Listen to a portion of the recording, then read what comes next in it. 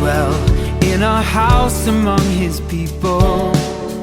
But now he has a home that's better than the first. It doesn't look like a building with a steeple. Now he's living in the people of the church. Brick after brick, God is building his temple. Brick after brick, he's making it strong. With Christ the sure foundation and his people as the stones, he is building a place he can live. Brick after brick.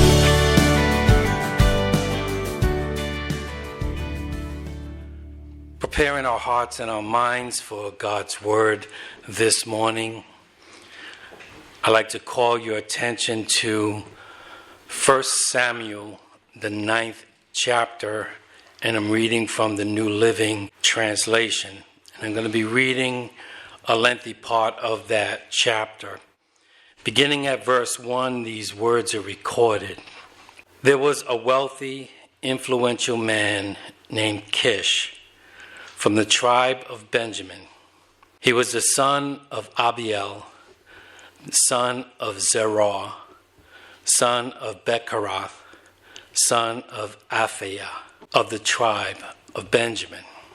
His son Saul was the most handsome man in Israel, head and shoulders taller than anyone else in the land. One day, Kish's donkeys strayed away, and he told Saul, "Take a servant with you and go look for the donkeys."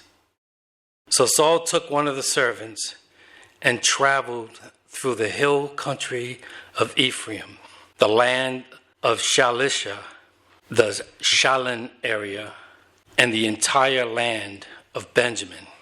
But they could not find the donkeys anywhere. Finally, they entered the region of Zuph, and Saul said to his servant, "Let's go home. By now my father will be more worried about us than about the donkeys." But the servant said, "I've just thought of something. There is a man of God who lives here in this town. He is held in high honor by all the people because everything he says comes true. Let's go find him. Perhaps he can tell us which way to go." "But we don't have anything to offer him," Saul replied. "Even our food is gone, and we don't have a thing to give him." "Well," the servant said, "I have one small silver piece. We can at least offer it to the man of God and see what happens."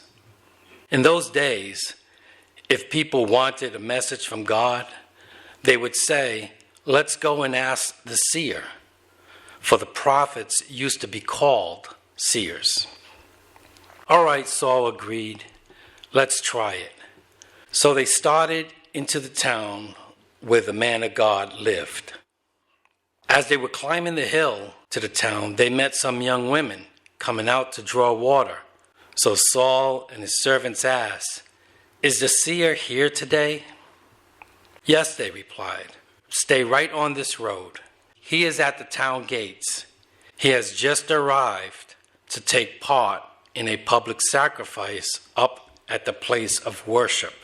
Hurry and catch him before he goes up there to eat. The guests won't begin eating until he arrives to bless the food."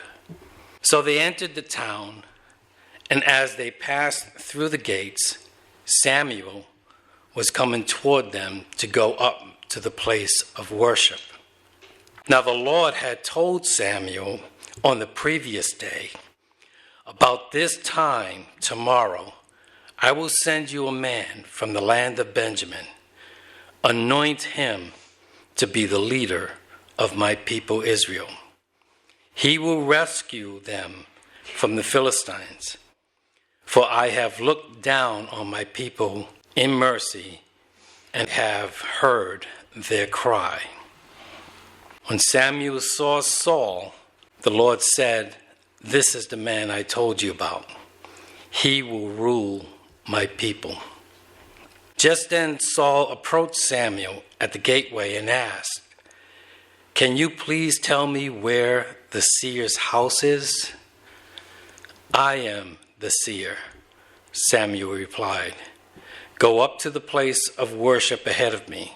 We will eat there together. And in the morning I will tell you what you want to know and send you on your way. And don't worry about those donkeys that were lost 3 days ago, for they have been found. And I am here to tell you that you and your family are the focus of all Israel's hopes." My subject this morning is things that happen along the way. Things that happen along the way. I need to first say something to the congregation as I go into this message, because I have been criticized in the past on the way I pronounce the word donkey. And I'm not going to mention Don's name, but it's been reported that I tend to say donkey instead of donkey. And so whenever I have to speak on Balaam or Jesus riding into Jerusalem, I have to struggle with this. As I was looking at this chapter, you can see that the word donkey appears several times. And so it was a challenge for me that I would go into this particular chapter with this message. So if I should happen to mispronounce donkey, please understand. And pray for Dawn. So here we are at a story with a man who owns several donkeys.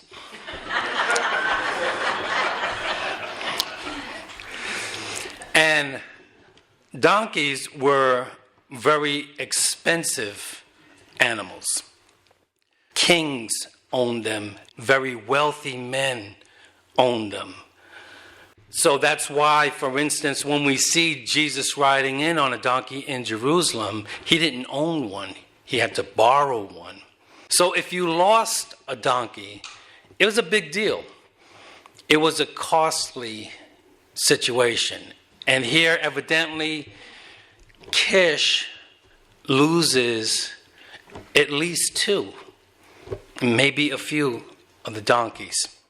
And so Kish is the father of Saul.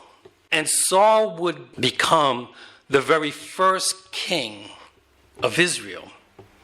And so this story is launching the introduction to this very important character in this very important time in Israel's history.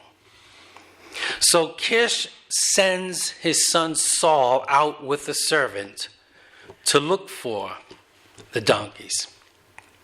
Now, if we go to a map, Israel at this time is a united kingdom divided by 12 tribes. The area that we are in now is somewhat central, not too far from Jerusalem. We focus in, Saul is from the tribe of Benjamin, as would David be. Benjamin is right next to the larger tribe of Ephraim. And as they set out on this journey and they looked through several of the towns, you can see from this map that it was quite a hike. It was quite an adventure. It wasn't just go around the block and see if you can find them. It wasn't just go through the neighborhood. They really made some mileage looking for these animals. And it took several days. They come to a place where they realize that the prophet Samuel is there.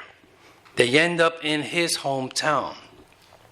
So the plan changes, and they pursue Samuel, looking to get an answer to where the lost donkeys are. Because Samuel has already been spoken to by God and is informed that he is going to meet the young man who will be anointed as the first king of the nation of Israel. And so he then meets him, worships with him, anoints him, and assures him that the donkeys have been found. Now, what took me in this story is that it seemed to spend a whole lot of time talking about a search for donkeys that really didn't have a whole lot to do with what was happening. It would seem that if I was writing the story, I might have just kind of cut to the chase. They spend more time talking about the search than they actually do talking about the meeting and the conversations between Saul and Samuel. And it struck me that you went through great details talking about a journey that really didn't seem to have a whole lot of significance. Because after all, it was never about the donkeys. It was about the first king of Israel. And as I meditated on this, I realized that's what life is like. A lot of seemingly meaningless, insignificant events that fill our days, that fill our years, that don't seem to have a whole lot of significance behind them. But in the scheme of things, we realize that it is God working and controlling. Back in my day, this is what a TV set looked like. And there were these things called soap operas during the day. From what I understand, they're still on to this day. Days of Our Lives was one of the more popular ones, and I never got into it, but I knew that it was a big deal for many people in our society. This was reality TV for us back in that day. People would set their watch to getting in front of these soaps. It was so intense that anyone would tell you if you miss a day, you could be lost and have to try to catch up and figure out what's going on. Because this was like reality. It was thought to be reality TV, realistic living, because there was so much drama. There was so much intensity. There was always something going on. There was always some kind of commotion happening in the plot. And they said that's real life. But actually it wasn't real life. It was surrealistic. Because while we all go through seasons, and believe me, I know that some of us can have some crazy days. And even some crazy weeks and months and possibly years. But for the most part, life is not always that exciting. Life can be somewhat mundane. We live our lives, we can go weeks and months without our spouse committing adultery with our sister-in-laws. Or somebody embezzling money from the company and getting caught up in illegal battles. Those are the things that would happen in the soaps, because that's what kept you tied in. But life is not always that intense. Life is not always that dramatic. We go through long periods where it doesn't seem like too much of anything is happening. When we take road trips, we tend to look at benchmarks. So if we're taking a trip to New York, the goal is to get to New York. That's the goal. That's what we're trying to achieve. And the journey is not something we really think much about. In fact, we hope that the journey is not eventful. We don't want to see accidents. We don't want to see traffic tie-ups. We want a non-eventful journey. And we set in our minds, when I get to New York, I've accomplished my goal. I have arrived. Now I can do what I set out to do because I've reached my benchmark. And we tend to do that with our lives. We have certain benchmarks. We have certain goals.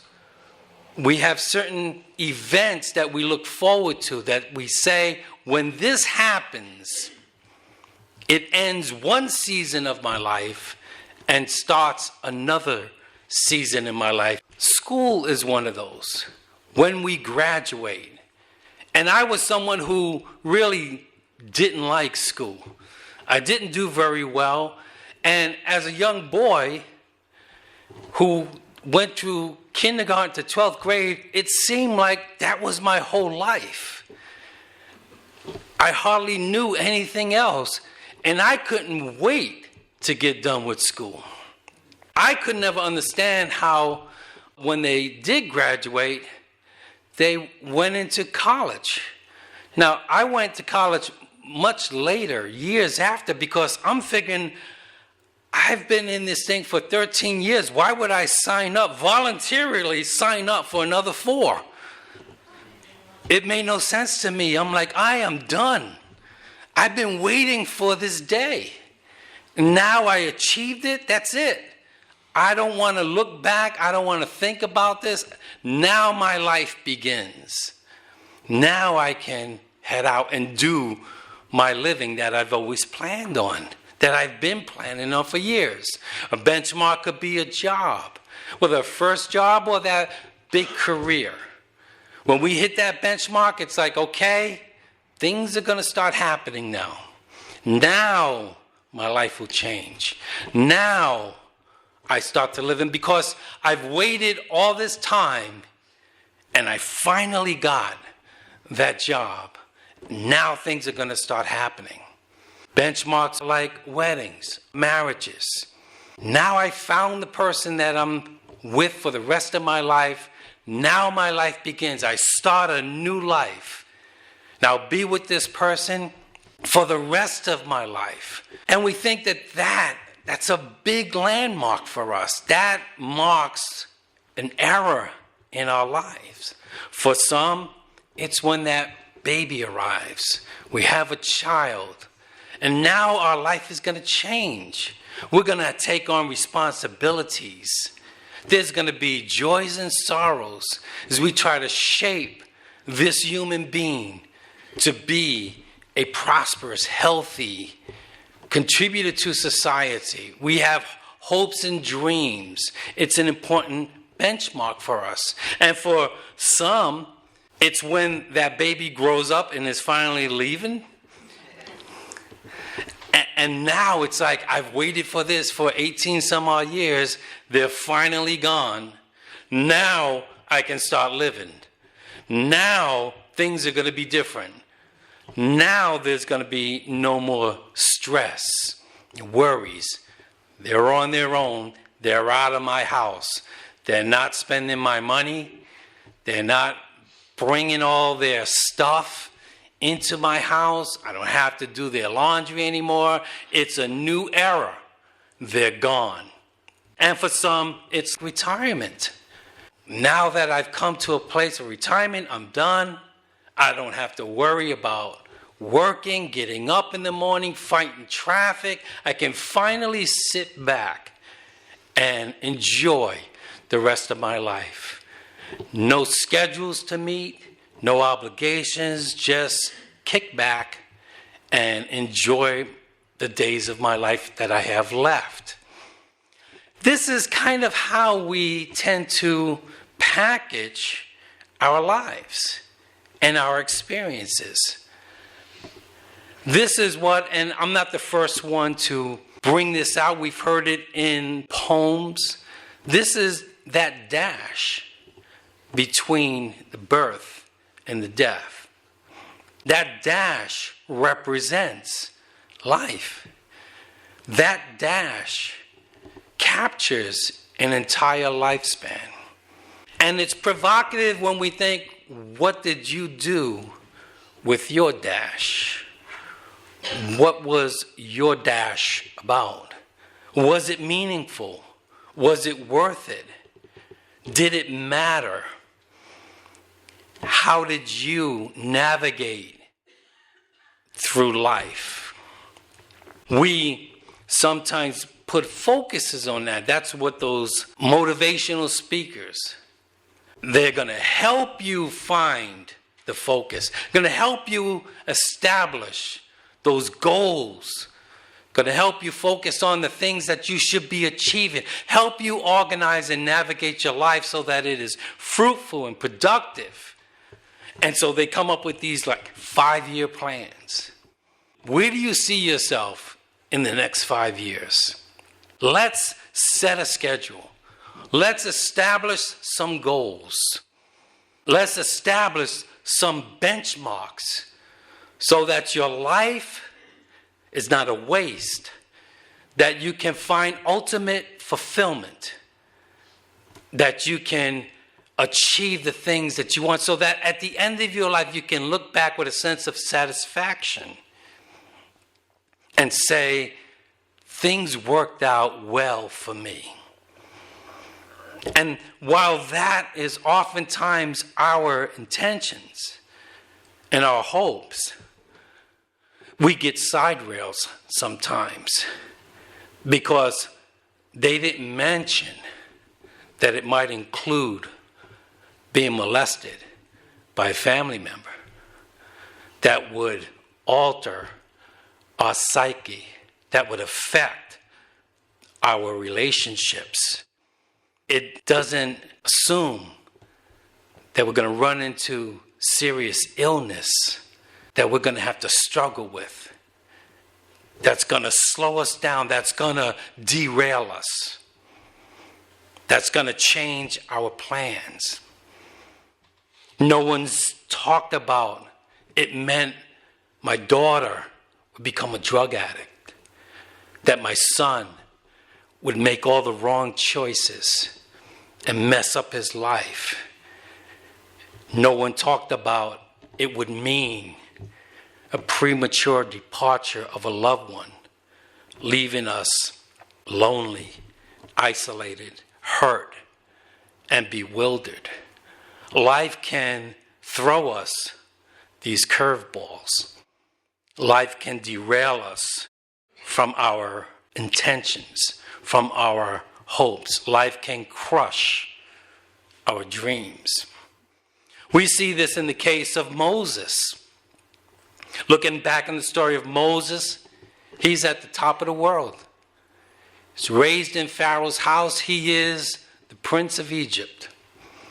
He's educated, has authority, can pretty much do what he wants.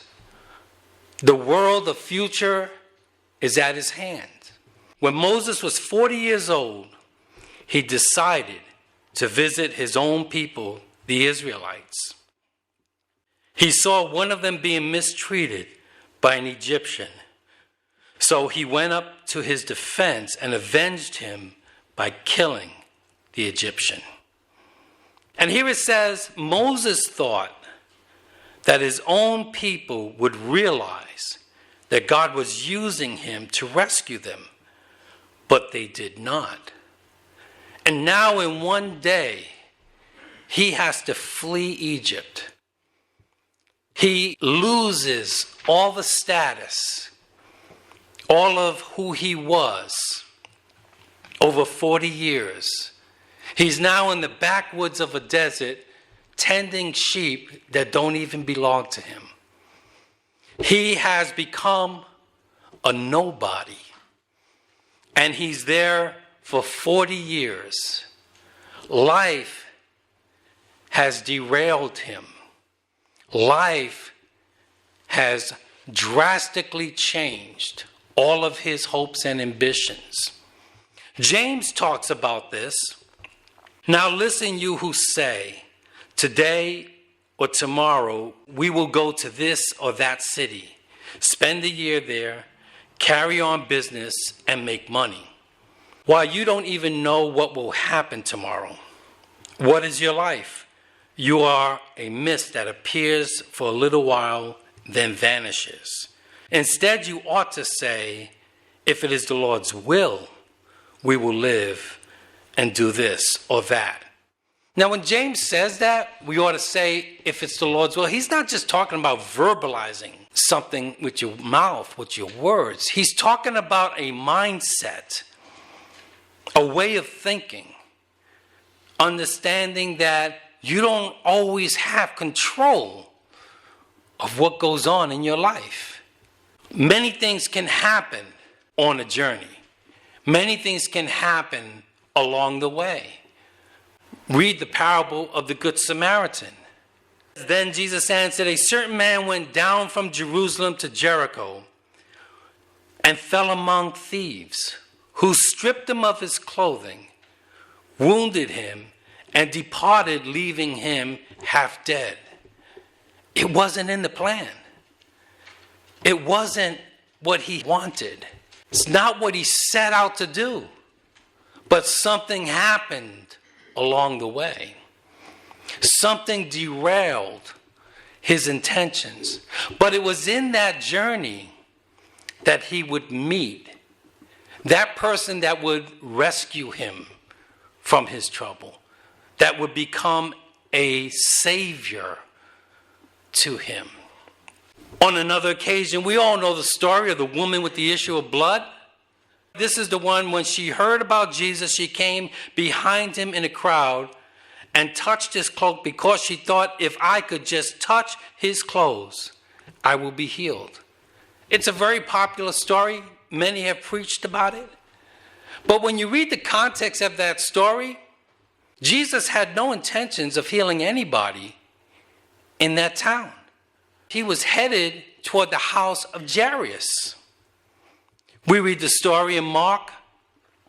Then one of the synagogue leaders named Jairus came, and when he saw Jesus, fell at his feet. He pleaded earnestly with him, my little daughter is dying. Please come and put your hands on her so that she will be healed and live. So Jesus went with him, and a large crowd followed and pressed around him. Jesus was headed somewhere else. Jesus was not looking to do a prayer meeting in the town. He was not looking to conduct a healing service in the streets. He was headed to Jairus' house. But something happened along the way.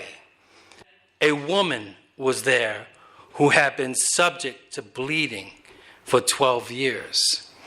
She was the one who said, I have to get to Jesus.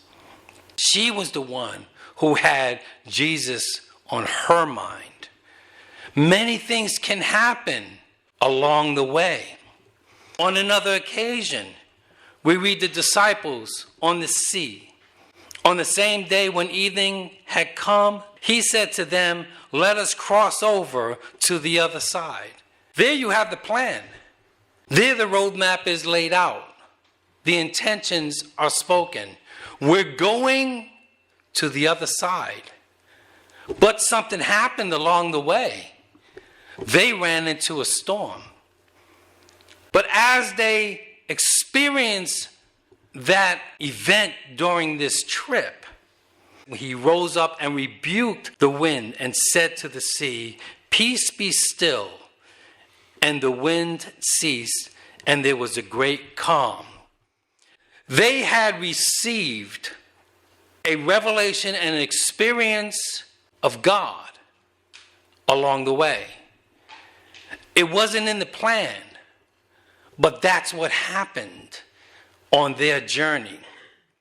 As I was meditating on this, of course, I thought of the very popular story of the Wizard of Oz, because it's about a girl who makes a journey, who is off to see the wizard, because she has a serious problem and she thinks the wizard is the only one that can help her.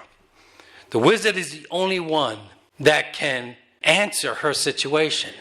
So she has her benchmark established. She has her goal established.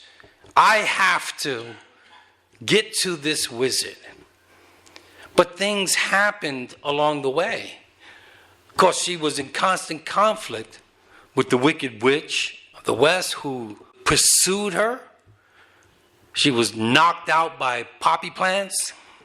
And of course, who can forget those awful, dreadful flying monkeys that would attack her? These are the things that happened along the way. And then when she gets to her goal, only to find out that the wizard is not who he was made out to be after all. He was a fraud. He had no power. He had no wisdom. He really couldn't do much of anything for her. And one would think, well, why does she have to go through all of that? What was that all about? What a waste that she would have to experience all of those horrible, dreadful experiences for nothing. But it was along the way that she made those meaningful friendships and relationships. It was along the way that she realized what real life was about. We see that the trip itself was the point. It was the things that happened along the way that brought her to the place, mentally, spiritually, if you will. We can often lose sight of things that happen to us along the way. Many are the plans in a person's heart, but it is the Lord's purpose that prevails. The Lord directs the steps of the godly. He delights in every detail of their lives. Though they stumble, they will never fall, for the Lord holds them by the hand. It's a mistake to try to understand God by the things that we see and experience. The Lord directs the steps of the godly. He delights in every detail of their lives. That's a very comforting verse, to think that God is aware, that He is directing your steps, that He's concerned about every detail, that when you step forward in life, He's in control of that. It's very comforting to know that, to believe that. It's even more comforting when your life is a minefield, where your next step can mean disaster. When your next step is so uncertain that it can bring you anxiety. When you realize the next step you make could change everything. It's comforting to know that God is aware and controls and directs your next step. For I know the plans I have for you, declares the Lord. Plans to prosper you and not harm you. Plans to give you hope and the future. For my thoughts are not your thoughts, neither are your ways my ways, declare the Lord. Many things can happen along the way, and we may not always understand why these things come into our lives. But to know that God is in control, that God is guiding and directing, because things can change along the way. Saul of Tarsus was headed to Damascus. He had one goal in mind. He had one mindset, but something happened along the way. And what happened to him along the way changed his life for the rest of his life. 2 disciples who walk away from a crucifixion scene. All hopes were crushed because who they thought was the Messiah was now brutally murdered and killed. And they were headed back in despair, but something happened along the way. Where they met Jesus, it was on the journey. It wasn't at the cross of crucifixion, but it was on the way home that change came about. This is why we are told to trust in the Lord with all your heart and lean not on your own understanding, but in all your ways acknowledge him, and he shall direct your paths. There are going to be times when on this journey it doesn't make sense. I don't know why the Lord brought me the way he did. There were times when I thought it was a waste. There was another plan, not what I would have done. There were times when I felt like I should make a change of course. There were times when I felt that after all I went through, this is going nowhere. When I realized that God was in control, through it all, I learned to trust in Jesus. Through it all, I learned to depend on God. There are times when I would have changed my plans, but somehow he has held me up. Somehow he has brought me through. Hallelujah. You may not always know what lies ahead of you. You may not always know why you go through the things you go through. You may want to get off your road and take another turn, but that's a time to trust God, because things can happen along the way. It's while you're on that journey that you can learn more about Jesus Christ. It's when you're on that journey that he can take you to a higher place. It's when you're on that journey that you can learn things about God that you never knew before. Lord, keep my mind focused on you. Lord, let me lift my eyes to the hills, knowing that you never leave me. You will never forsake me. You'll be with me in dark times. You'll be with me on the mountaintop. You'll be with me down in the valley. No matter what comes your way, there are things that happen along the way, and thank God he's always there. Brick after brick, God is building his temple. Brick after brick, he is making it strong. With Christ the sure foundation and his